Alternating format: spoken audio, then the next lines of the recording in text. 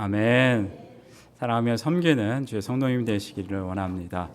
오늘 주신 하나님의 말씀 보도록 하겠습니다. 오늘 주신 하나님의 말씀 사도행전 5장 1절에서 11절 말씀입니다. 사도행전 5장 1절에서 11절 말씀입니다. 제가 가진 성경 신약 194쪽에 있는 말씀입니다. 사도행전 5장 1절에서 11절 말씀 우리 한 절씩 교독하시겠습니다. 아나니아라 하는 사람이 그의 아내 삽비라와 더불어 소유를 팔아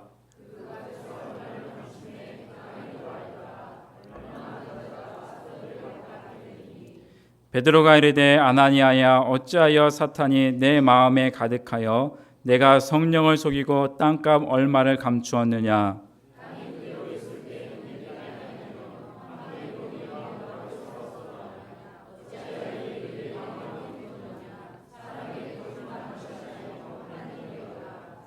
아나니아가 이 말을 듣고 엎드러져 혼이 떠나니 이 일을 듣는 사람이 다 크게 두려워하더라.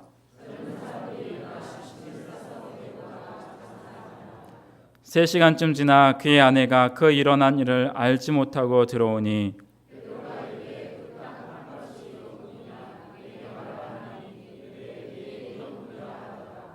베드로가 이르되 너희가 어찌 함께 꾀하여 주의 영을 시험하려 하느냐. 보라 내 남편을 장사하고 오는 사람들의 발이 문 앞에 이르렀으니 또 너를 메어 내가리라 하니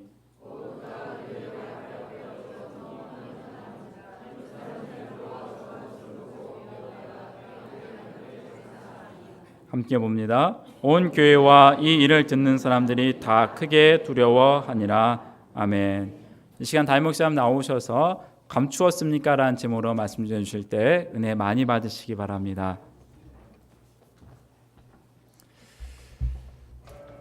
초대교회의 오순절에 성령이 불같이 임했습니다. 기적이 일어났습니다. 능력이 나타났습니다.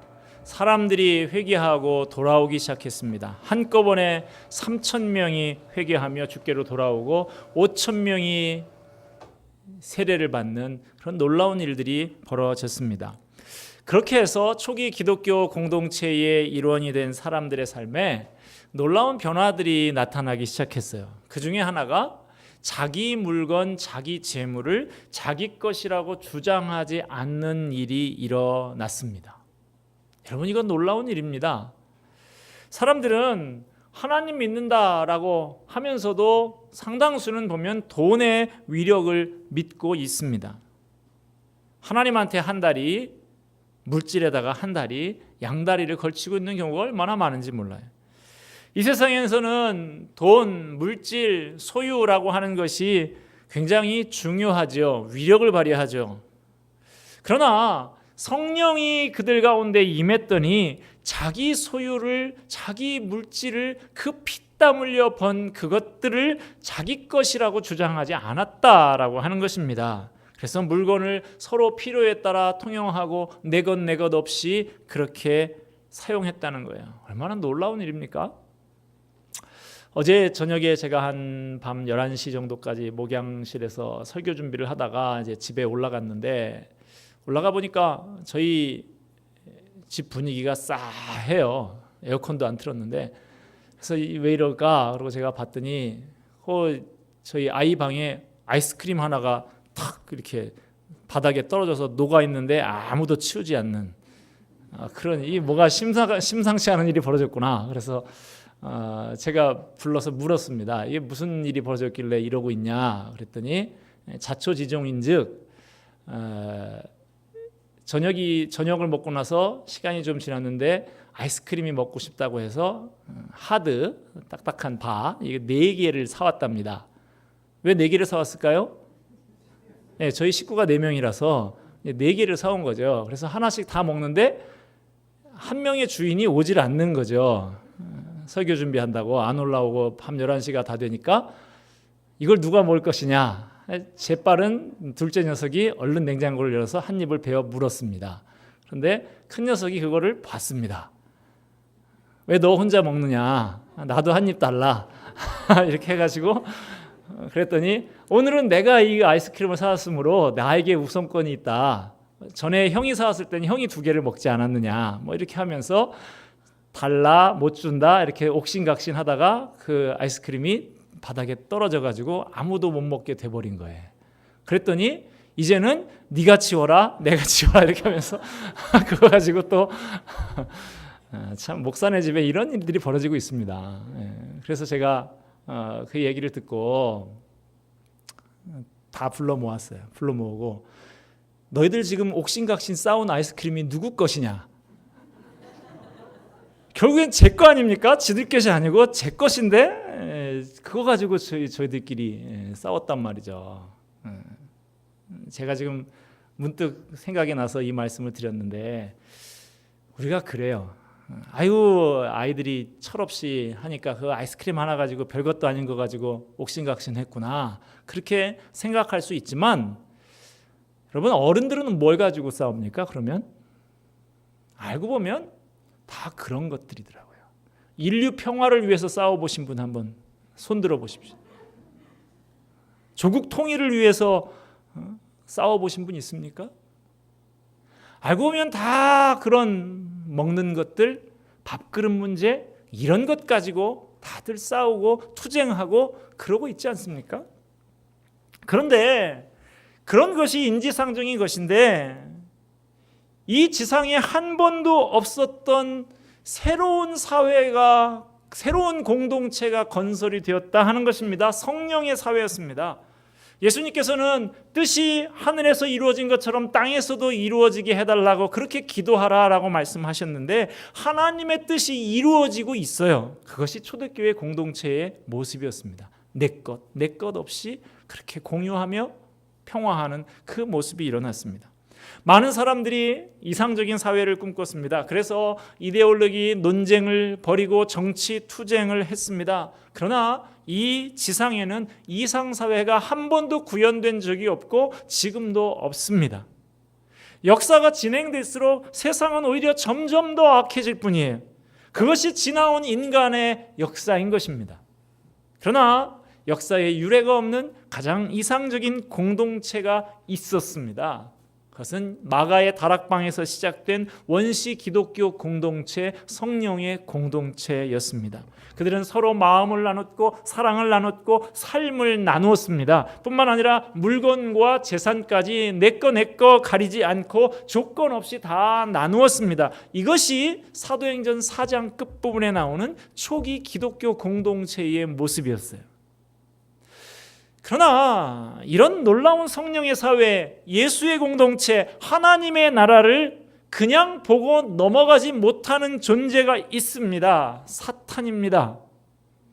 사탄은 이 세상이 완전히 자기 것이라고 내 수중에 들어왔다고 믿고 있었는데 예수님께서 십자가에 죽으시고 부활하심으로 사탄의 세력이 급격하게 무너지고 자기 세상이 완전히 박살나게 되었어요. 그렇다고 마귀가 포기하겠습니까? 이 아름다운 사랑의 공동체를 어떻게 하면 분열시키고 파괴할까 틈을 타고 파고들어서 공작을 벌입니다. 여러분 은혜를 받으셨습니까? 정신 바짝 차리시기를 바랍니다. 마귀가 우리를 공격할 것입니다. 교회를 파괴하려고 합니다. 그러므로 교회의 부흥의 역사가 일어날 때 악한 사탄이 틈타지 못하도록 시험에 빠지지 않도록 더 기도하며 깨어 있어야 합니다. 오늘 성경 본문에 보면 사탄이 포섭 대상을 하나 찾았어요. 아나니아와 삽비라라고 하는 부부의 그 마음속에 들어가게 됩니다. 이것이 성령의 공동체로 나날이 부흥해 가고 있는 초대교회의 아주 큰 시험거리가 됩니다. 아나니아와 삽비라라고 하는 부부, 이 사람들은 아마 그 시대에 꽤나 재산이 많았던 사람인 것으로 보입니다. 신앙이 있었던 사람들이에요. 그러니까 교회에 나와서 지금 헌금 관련된 이런 얘기가 나오고 있지 않습니까? 오늘 본문에 벌어진 사건을 정확히 이해하기 위해서는 오늘 본문의 바로 앞부분인 사도행전 4장 마지막 부분을 우리가 이해할 필요가 있습니다. 각별히 거기에 바나바라고 하는 인물이 나오는데 그 바나바에 대해서 좀 이해할 필요가 있어요. 36절 말씀, 4장 36절 말씀 우리 같이 한번 읽겠습니다. 시작. 구브로에서 난 레위족 사람이 있으니 이름은 요셉이라. 사도들이 일컬어 바나바라. 번역하면 위로의 아들이라 하니. 예, 요셉이라는 사람이 있었다는 거예요. 구약의 애굽에 총리했던 그 요셉 말고 요셉이라고 하는 사람이 있었는데 교회 지도자들이 이 사람한테 바나바라고 하는 별명을 붙여주고 그렇게 불렀다라고 하는 거예요. 그 사람의 특징이 있어서 그런 것인데 그 바나바라고 하는 이름의 뜻은 위로의 아들이라고 하는 뜻입니다. 이 별명이 왜 그 사람에게 붙여졌는지 그 배경을 우리가 이해해 봐야 되는데 초대교회가 어떻게 생겨지게 됐습니까? 유대인들이 유월절, 오순절 이런 유대인의 명절을 지키기 위해서 세계 각처에서 몰려왔죠. 예루살렘에 몰려들었습니다. 그리고 오순절날 마가의 다락방에서 강력한 성령의 강림 사건이 일어나게 되지요. 자, 스케줄대로 하면 그들이 이제 무슨 사건이 있었든지 다시 자기 각자의 생업이 있고 일터가 있고 친구들이 있고 가족들이 있는 고향으로 돌아가야 하는 것이죠. 그런데 이 사람들이 성령을 받고 돌아가지를 않아요. 하루에 3,000명이나 되는 사람들이 회개를 하고 구원받고 교회에 몰려오는 현상이 벌어지고 있으니 자, 어떤 문제가 생깁니까? 교회의 지도자들, 사도들이 이 많은 사람들의 먹고 자는 문제를 해결해 줘야 하는 것이죠. 교회에 엄청난 재정이 필요하게 된 것입니다. 이걸 누가 감당합니까? 교인들이 자발적으로 자기 재산을 처분해서 헌금을 해서 충당을 했다 하는 것이죠. 그 중에 대표적인 사람이 오늘에 여기 나오고 있는 요셉이라고 하는 사람이었던 거예요. 이 사람은 상당한 재력가였던 것 같습니다. 37절, 4장 37절 말씀 다시 한번 읽겠습니다.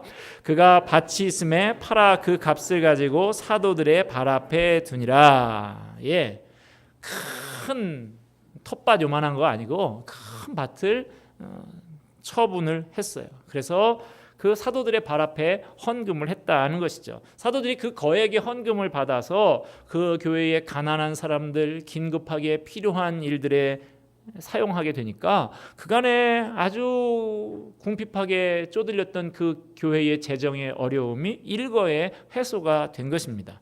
게다가 사도행전에 우리가 계속 이어서 보게 되면 이 사람의 행적이 계속해서 나오고 있는데 이 사람은 인품도 대단히 훌륭한 사람이었어요. 상처받은 사람들, 위로받아야 할 사람들 많이 품어줍니다. 대표적인 사람이 사도 바울인데 이 사람이 원래 사울이라는 이름을 가지고 그리스도인들을 많이 핍박했던 사람이죠. 근데 그 사람이 예수님 만나고 회심하고 이제 이방인의 사도로 나는 부름받았다 그렇게 이야기를 하지만 사람들이 믿어주지를 않는 것이죠. 저 사람이 또 저렇게 해가지고 속이고 우리를 더 핍박하려고 하는 것 아니냐, 우리 색출해가지고 우리를 죽이려고 하는 것 아니냐, 아무도 믿어주지를 않습니다.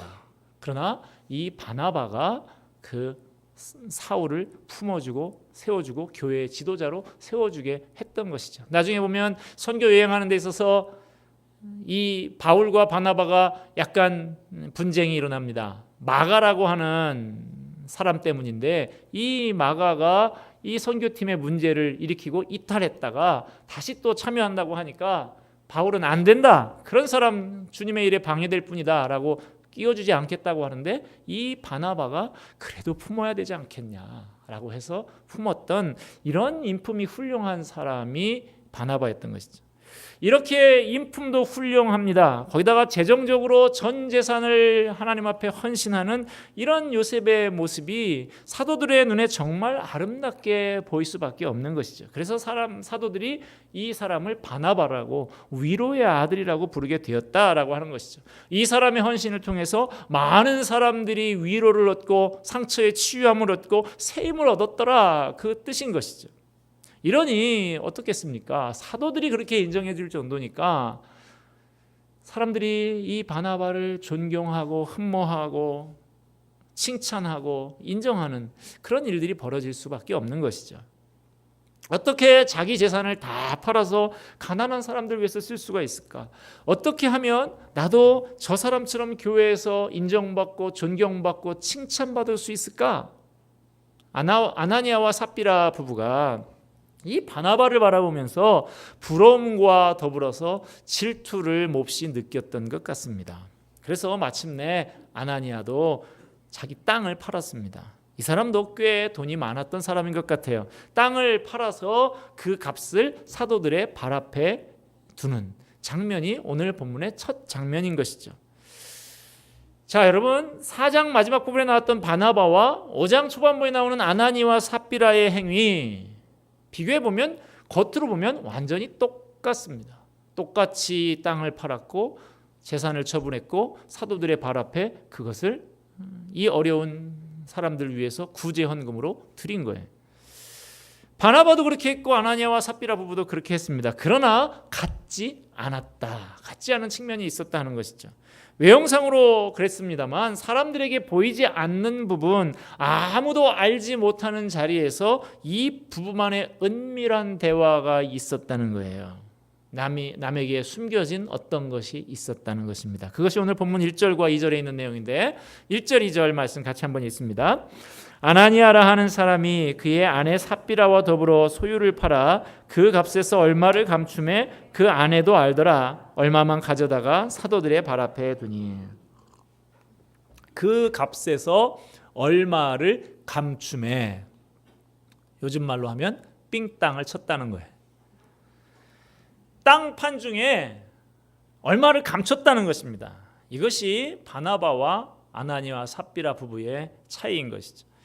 바나바는 성령에 주시는 그 감동과 사랑의 마음을 가지고 그렇게 했습니다. 그러나 아나니아와 삽비라 부부는 성령에 이끌려 하지 않았고 사랑의 마음으로 하지 않고 인간적인 부러움, 인간적인 질투의 감정으로 이 일을 했기 때문에 이러한 일이 벌어지고 말았다 하는 것이죠. 여러분, 사탄의 가장 무서운 공격은 외형적으로 머리에다가 뿔 달고 입에다가 송곳니 길게 해가지고 나타나서 우리에게 위협하는 것이 아닙니다.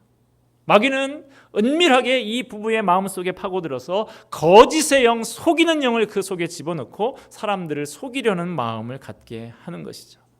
마귀는 초대교회의 공동체, 그 거룩한 성령의 공동체를 파괴시키는 가장 무서운 무기로 거짓말하는 영, 속이는 영을 아무도 모르게 이 부부 속에 심어 놓은 것입니다. 여기서 우리는 하나님께서 우리에게 주시는 메시지를 발견해야 합니다. 교회가 겉으로 성장할 수 있습니다. 교회에 사람들이 많이 몰려올 수 있습니다. 선교도 하고 구제도 하고 선한 사업도 하고 북치고 장구치고 다 하면서 큰 소리로 저 교회 괜찮은 교회다 하고 사람들의 박수갈채 소리를 받을 수가 있습니다. 그러나 중요한 것은 그런 외형적인 모습이 아니라 그 속에 뭐가 있느냐라고 하는 것이죠. 거짓의 영이 있느냐, 진실의 영이 있느냐, 이것이 중요하다는 것입니다. 이것은 겉으로 봐서는 아무도 눈치챌 수가 없습니다. 마귀는 은밀하고 조용하게 몰래 이 공동체 가운데 거짓의 영을 살짝 심어 놓습니다. 여기에 아나니아와 삽비라가 걸려든 것이죠. 한편으로 보면 이 사람들, 아나니아와 삽비라 부부는 대단한 사람들입니다. 여러분 어떻습니까? 여러분들은 가난한 사람 구제하기 위해서 집 팔아서 헌금해 보신 적 있습니까? 그렇게 하실 수 있습니까? 대단한 사람들인 거예요. 집을 팔아서 일부라도, 비록 일부라 할지라도 가난한 사람들을 위해서 나눠주려고 한다는 것, 객관적으로 보면 얼마나 귀한 일입니까? 그러나 뭐가 잘못됐다는 거예요? 그들의 동기가 깨끗하지 않았다라고 하는 것입니다. 오늘 본문 4절 말씀 같이 한번 보겠습니다. 시작. 땅이 그대로 있을 때에는 내 땅이 아니며 판 후에도 내 마음대로 할 수가 없더냐. 어찌하여 이 일을 내 마음에 두었느냐. 사람에게 거짓말한 것이 아니요 하나님께로다. 이거 재산 판 거 전부입니다 하고 가지고 오니까 베드로가 하는 말이죠. 굳이 그럴 필요가 없었다라고 하는 것입니다. 집 팔아서 바치지 않는다고 누가 뭐라고 하는 사람 아무도 없어요. 차라리 아나니아가 이것은 제 재산의 일부입니다. 바나바 같이 다 팔아서 바치면 좋겠지만 그렇게 하지 못하고 제 믿음이 이만큼밖에 안 돼서 이만큼밖에 못 바칩니다. 부끄럽지만 좀 받아주십시오라고 했어도 전혀 문제될 것이 없고, 아니 문제될 수 없는, 되지 않는 것뿐만 아니라 칭찬받아 마땅할 일인 것이죠. 그러나 아나니아 부부는 바나바만큼 잘했다라고 하는, 바나바의 그 반열에 오르고 싶은 그런 칭찬이 듣고 싶었던 것이죠. 그래서 거짓말을 했습니다. 이 부부가 보면 몇 절입니까? 9절에 보니까 베드로가 이르되 너희가 어찌 함께 꾀하여 주의 영을 시험하려 하느냐. 부부간에 얼마나 쿵짝이 잘 맞았는지 몰라요. 금슬이 좋아요. 하나님께서 처음에 아담과 하와를 만드시고 돕는 배필이여라라고 말씀하셨는데, 이 돕는 배필, 우리가 부부간에 서로 도와야지. 그러나 죄를 짓는데 서로 돕는 배필이 되어서는 아니 되는 것이지.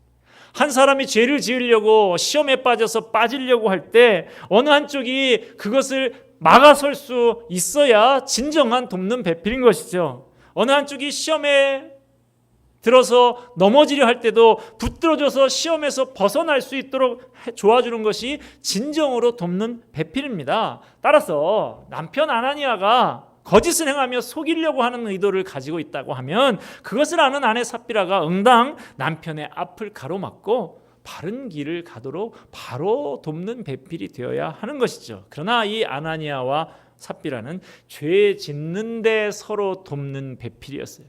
악을 행하는 남편을 악으로 도왔습니다. 한 통속이 돼서 공모해서 죄를 지었다라고 하는 것이죠. 여러분, 그 결과가 무엇입니까? 천하보다 더 귀하다고 하는 생명을 잃게 된 것입니다. 그만큼 이것이 심각한 문제다라는 것을 하나님께서 우리에게 가르쳐주고 있어요. 여러분, 아나니아와 삽비라의 문제가 뭡니까?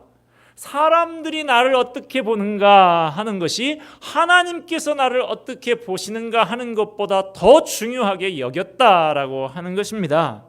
우리 중에 너무나 많은 사람들이 이 부분에서 넘어집니다. 열심도 있어요. 희생도 있고 헌신도 있습니다. 그러나 하나님께서 나를 어떻게 생각하시는가 하는 것에 앞서서 사람들이 나를 어떻게 볼까 하는 것에 더 관심을 갖는 것이 문제다라고 하는 것이죠. 정말 중요한 것은 하나님이 나를 어떻게 보시는가 하는 거예요. 사람들이 그런데도 왜 이런 부분에 자꾸 넘어집니까? 하나님은 안 보이고 사람들은 자꾸 내 눈에 보이는 것이죠. 사람들의 시선, 사람들의 눈초리는 계속 나를 보고 있는 것 같은데 하나님은 안 보시는 것 같이 여겨지기 때문이죠. 그러나 보이지 않는 하나님을 의식하는 것이 믿음인 것이죠. 여러분 하나님 보고 신앙생활 하십니까? 사람 보고 신앙생활 하십니까? 우리가요, 교회에서 신앙생활 하면서 상처를 받았어요 이런 소리 참 목회하면서 여러 번 많은 사람한테 듣습니다. 그런데 하나님한테 상처받았다는 사람 제가 한 명도 못 봤어요. 다 사람 때문에 상처받았다 그래요. 왜 상처받습니까? 제가 그런 분들한테 자주 하는 얘기가 있어요. 그 상처를 준다고 받냐? 저도 그냥 받지 마라. 제가 그런 얘기를 해요. 뭐 좋은 거라고 그런 걸 받냐고. 자꾸만 사람 눈치를 보기 때문입니다. 사람 때문에 시험 들고 상처도 받는 것이죠. 우리 마음에 마귀가 틈타서 파고 들어오지 못하도록 해야 됩니다. 우리의 진실은 뭡니까?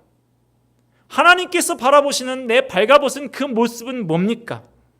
하나님께서 나를 보실 때 뭐라고 말씀하시나? 뭐라고 말씀하실까? 한번 돌아보는 이 시간이 되기를 바랍니다. 어떤 태도로 봉사해야 되는가? 어떤 태도로 구제하는가? 어떠한 자세로 헌신할까? 어떤 동기에서 선교하는가? 이 마음의 동기를 주님께서 간파하고 계시다라고 하는 사실입니다. 여러분, 하나님은 절대로 속지 않으십니다. 하나님께서는 전지전능하신 분이세요. 순도 100%의 정결하고 거룩하신 분이십니다. 여기 보십시오. 다 속였다라고 생각했지만 하나님께서 아시고 죽이고 있지 않습니까? 그 정도로 하나님께서는 진실하고 정결한 것을 생명같이 중요하게 여기신다는 것입니다. 우리가 정결하기를 원하신다는 것입니다. 아나니아 부부는 하나님도 속이고 세상도 속이고 다 속일 줄 알았지만 하나님도 안 속았지만 베드로도 보니까 안 속아요.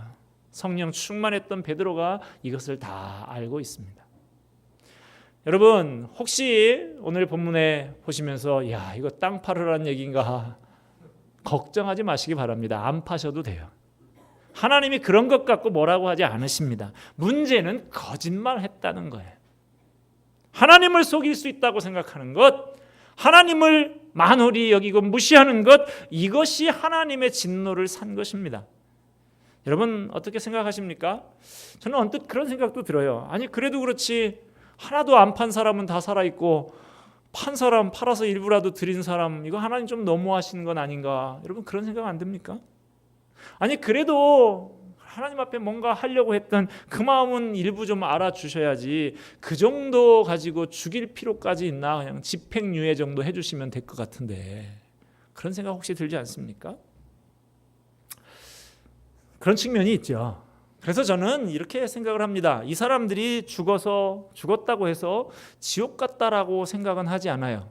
뭐 가봐야 알겠지만 그러나 제가 볼 때는 만약에 이런 정도에 가지고 다 지옥 간다고 하면 아마 이 자리에서 못 뵐 분들도 많이 있지 않을까 그런 생각들이 듭니다. 문제는 거짓이다라고 하는 것이죠. 하나님이 이것을 죽도록 싫어하시는 거예요. 사도행전이 이 아나니아와 삽비라의 사건을 기록한 것은 헌금 떼어 먹으면 어떻게 되는가라는 것을 위협하려고 기록한 것이 아니라는 사실입니다. 헌금 떼어 먹는다고 다 그렇게 죽는 것 아닙니다. 양심의 가책은 좀 있을지 모르겠어요. 그러나 뭐 당장 그렇게 어떻게 되지 않습니다. 안심하고 떼어 먹으세요. 여러분 잘 여러 번 떼어 먹어봐서 잘 알잖아요. 우리가 안 죽더라고요. 신자가 신앙생활을 하는 중에 때때로 실수하는 일이 있습니다. 어리석은 짓을 하는 수가 있고 어리고 연약한 면이 있는 것을 주님께서 아세요. 만약에 지금도 요즘에도 하나님께서 거짓말했다고 일일이 다 죽이고 징계하신다고 하면 여기서 살아남을 사람이 얼마나 되겠습니까? 그러므로 하나님께서 지금 나를 쳐서 죽이지 않았다라고 해서 나는 괜찮은 신앙인인가 보다 내가 고개 버쩍 들고 다닐만 하다라고 그런 사람이라는 뜻이 아니다라고 할 수가 있어요. 지금 이 아나니와 삽비라는 시범 케이스로 죽고 있는 것입니다. 하나님의 거룩한 공동체가 이제 막 시작하는 이 시점에 하나님의 관심이 어디에 있는가 하는 것을 시범적으로 보여주고 있는 것이죠. 우리는 언제나 이 사건을 보면서 나도 아나니아와 삽비라와 별로 다르지 않지 않은가, 나도 하나님 앞에서 죽을 죄인이다라는 사실을 알고 두려워해야 하는 것입니다. 오늘 5절 말씀 보면 아나니아가 이 말을 듣고 엎드려져 혼이 떠나니 이 일을 듣는 사람이 다 크게 두려워하더라. 11절에도 보면 온 교회와 이 일을 듣는 사람들이 다 크게 두려워하니라. 여기서 뭘 강조하고 있습니까? 너희들도 다 크게 두려워해야 될 사람들이다. 두렵고 떨림으로 삶을 살아야 할 사람들이다 라는 것을 말해주고 있는 것이죠. 하나님께서 우리의 어리석음과 연약함을 인정하시고 많이 봐주십니다. 그러니까 내 마음대로 살아라 그런 건 아니에요. 내 방향과 목표 자체가 비뚤어져 있다고 하면 하나님께서 그 사람을 반드시 손을 보십니다. 그건 안 되는 거예요. 우리가 학교를 다니는데 성적표예요. 그리고 가져왔는데 항상 전교 끝에서 10등 이내에 든다고 하면 여러분 어떻게 하십니까? 그거 뭐 어떻게 하겠어요? 꾸중 좀 하고 야 이 녀석아 발로 써도 이거보다는 잘 쓰겠다라고 그렇게 꾸중해야지 뭐 어떻게 하겠어요? 머리가 안 되고 성취 동기가 부족하고 의지력이 부족하고 체력이 부족해서 점수가 안 나오는 것을 어떻게 하겠습니까? 그런 거는 봐줄 수 있는 문제라는 거예요. 그러나 정작 문제는 뭡니까? 이 아이가 성적이 어떻든 간에 학교를 가야 할 시간에 학교를 가지 않고 엉뚱한 곳에 가서 놀고 있다고 하면 이건 그냥 놔둬서 되는 문제가 아니다라고 하는 것입니다. 겉으로 드러난 문제보다 그 속이, 그 태도가, 그 방향이, 그 목표가 더 중요하다라고 하는 것이죠. 하나님께서 이런 일이 일어나게 하신 것은 이제 막 일어나고 있는 초대교회 부흥의 역사가 이 죄와 이 위선으로 말미암아서 중단되어서는 안 되었기 때문에 이렇게 하신 것입니다. 이 아나니아와 삽비라의 사건은 이 초대교회에 있어서 너무나 충격적인 사건이었고 슬픈 일이었습니다.